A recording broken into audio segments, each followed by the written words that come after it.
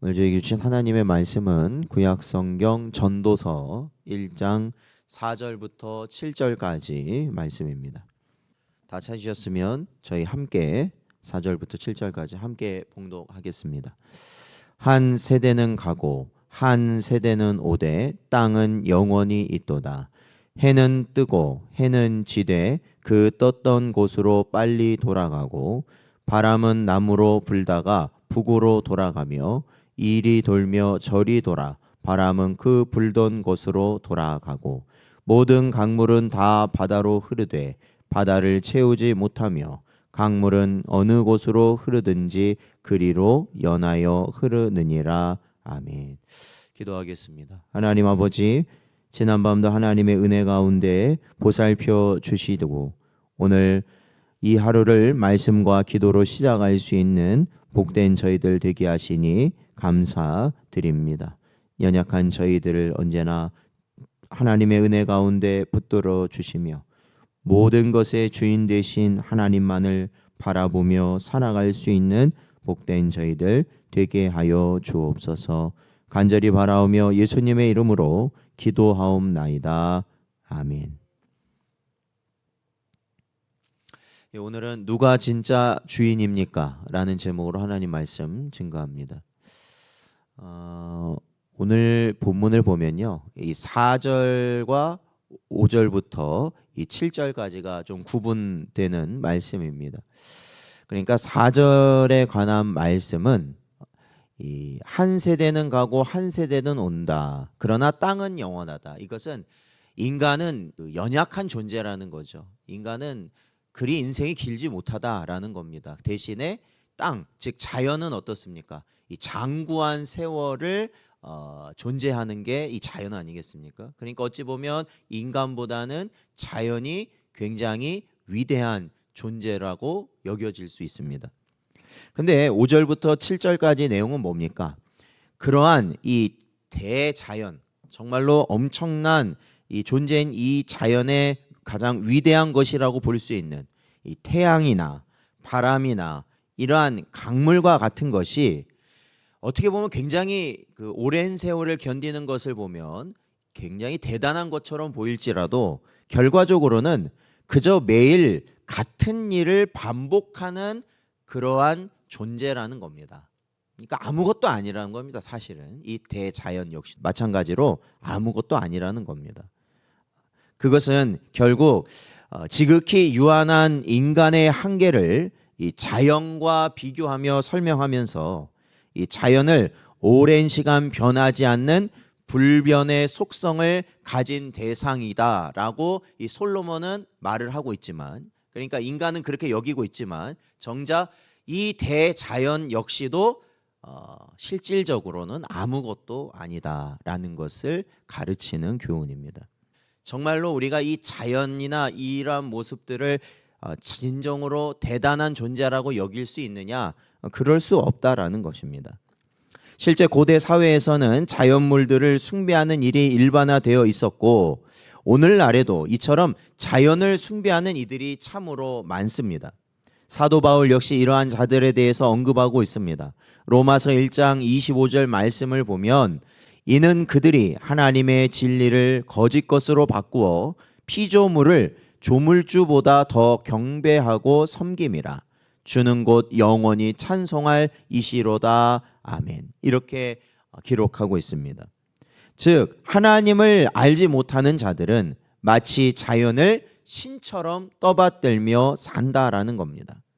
대표적으로 예로부터 태양이나 달이나 별 이와 같은 천체를 숭배하기도 하였고 또 큰 산이나 강이나 바다를 섬기기도 하였으며 심지어 사자나 호랑이, 곰이나 독수리 등 사람보다 열등한 짐승들을 단지 사람보다 힘이 강하고 사납다 이러한 이유로 섬기기도 하였다라는 겁니다.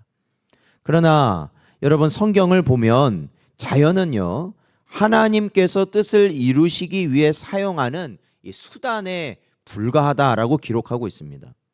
철저히 하나님의 말씀에 의해 움직이고 통제되는 도구에 지나지 않다라는 겁니다.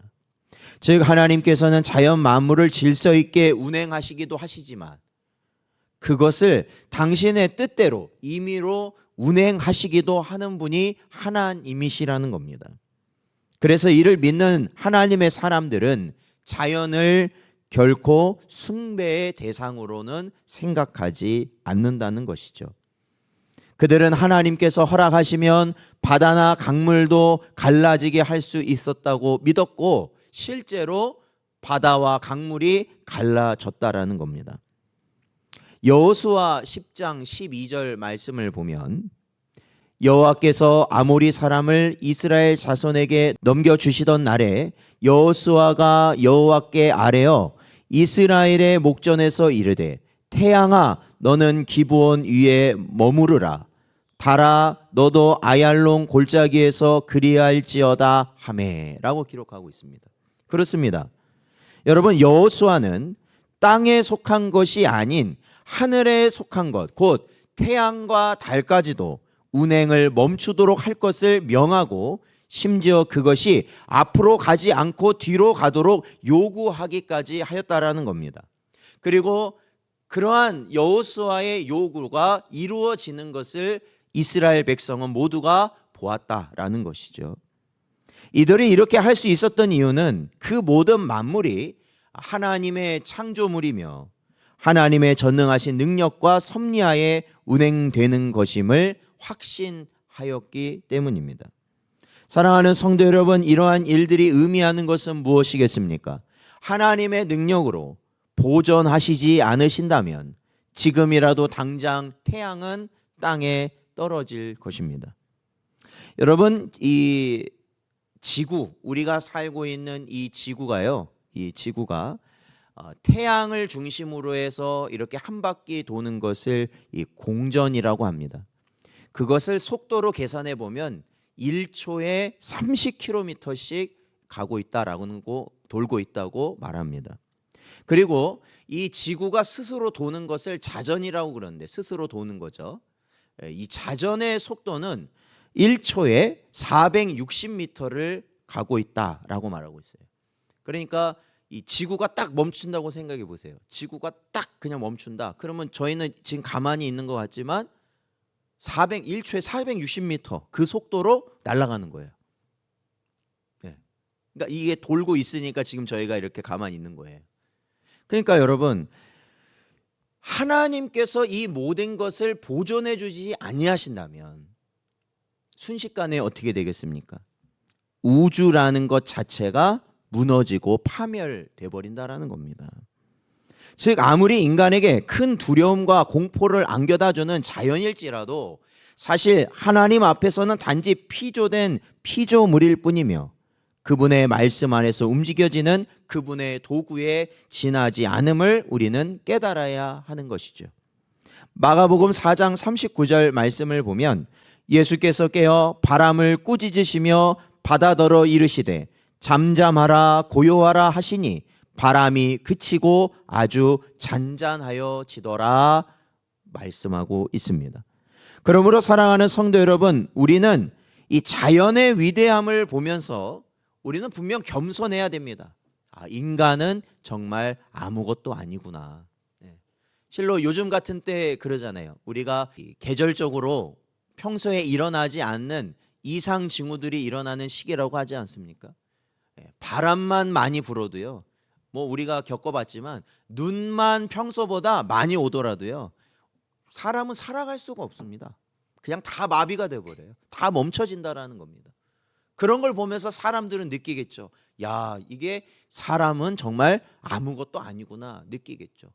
그러나 그 아무것도 아니구나라는 것을 자연이 위대하다라는 것으로 끝나버리면 안 된다라는 것이에요. 왜 그렇습니까? 그 자연을 지으신 분은 하나님이시기에 우리는 하나님 앞에서 아무것도 아닌 존재라는 것을 깨닫는 것이 참된 지혜라는 것이죠. 그러므로 여러분, 오늘날 이 지구상에 일어나고 있는 이상 현상이라 불리는 것들이 있지 않습니까? 그렇죠? 기근과 또한 지진과 또한 여러 가지 많은 일들이 일어나고 있어요. 물론 앞으로도 우리가 겪어보지 못한 일들이 일어날 것입니다. 그러나 성경은 우리에게 말하고 있죠. 두려워하지 말라라는 겁니다. 그 모든 자연 현상이 사실은 누구 안에 있다라는 겁니까? 하나님의 주권 아래 있다라는 것이죠. 그러니까 우리는 단순히 이거를 뭐 자연 보호가 안 돼서 그렇다 이렇게 여기시면 안 된다라는 겁니다. 중요한 건 주님이 오실 날이 가까이 온다라는 것을, 오고 있다라는 것을 깨닫고 준비해야 될 때다라는 것이죠. 그러므로 사랑하는 성도 여러분, 이 세상에 속한 자연 또한 하나님의 피조물임을 깨닫고 모든 만물을 지으신 하나님께만 찬양과 영광을 돌리는 여러분 되시길 바랍니다. 그것이 진정한 성도로서 가는 길입니다.